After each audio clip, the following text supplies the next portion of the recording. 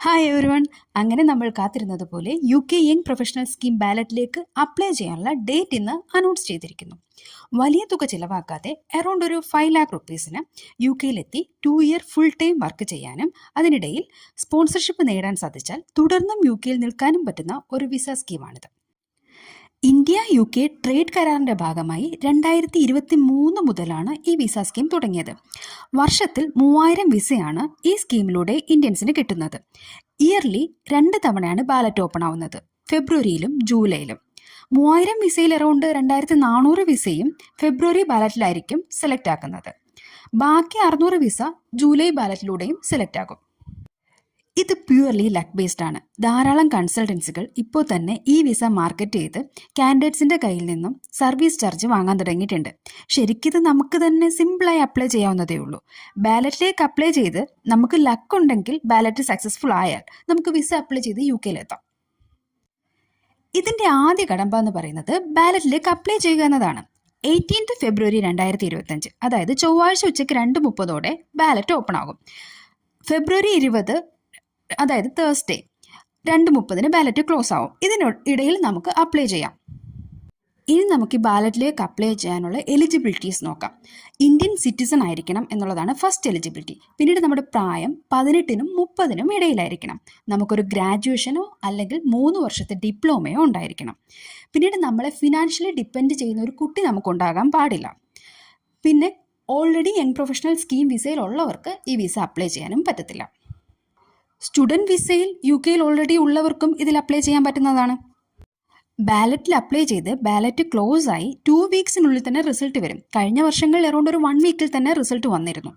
ഈ ബാലറ്റിലേക്ക് അപ്ലൈ ചെയ്യാനായിട്ട് നമ്മുടെ പേര്, ഡേറ്റ് ഓഫ് ബർത്ത്, പാസ്പോർട്ടിൻ്റെ ഡീറ്റെയിൽസ് ലൈക്ക് എക്സ്പയറി ഡേറ്റ്, അതുപോലെ സ്കാൻഡ് കോപ്പി അല്ലെങ്കിൽ ഫോട്ടോ, പാസ്പോർട്ടിൻ്റെ ഫ്രണ്ടും ബാക്കും, പിന്നീട് ഫോൺ നമ്പറും ഒരു ഇമെയിൽ അഡ്രസ്സും, ഇത്ര മാത്രമേ നമുക്ക് ആവശ്യമുള്ളൂ. ബാലറ്റിലേക്ക് അപ്ലൈ ചെയ്യാനായിട്ട് യാതൊരു ഫീസും ഇല്ല. അപ്ലൈ ചെയ്യുന്നത് വളരെ സിമ്പിളാണ്.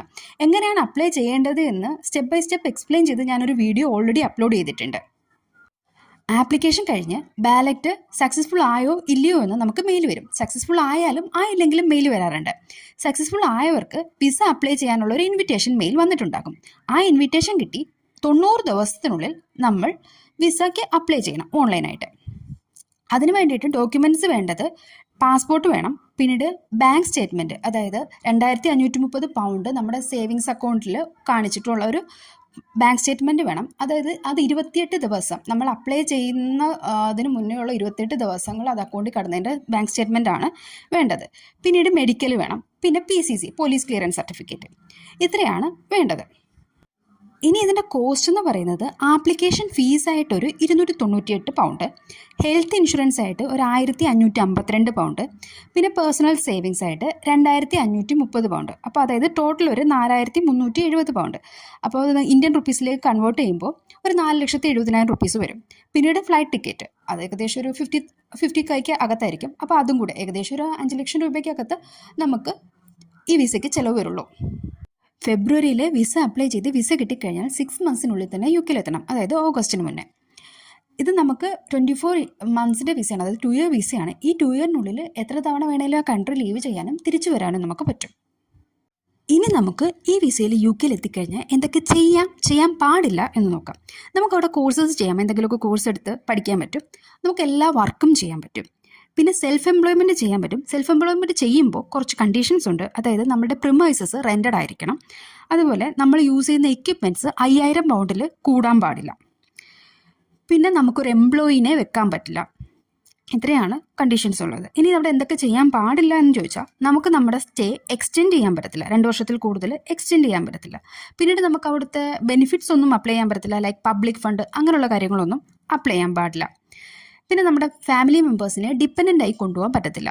അത് പക്ഷേ നമുക്ക് സെപ്പറേറ്റ് ആയിട്ട് ബാലറ്റിൽ അപ്ലൈ ചെയ്ത് അങ്ങനെ കിട്ടി പോകുന്നതിന് കുഴപ്പമില്ല, പക്ഷേ ഡിപ്പെൻഡൻ്റ് ആയിട്ട് പോകാൻ പറ്റത്തില്ല.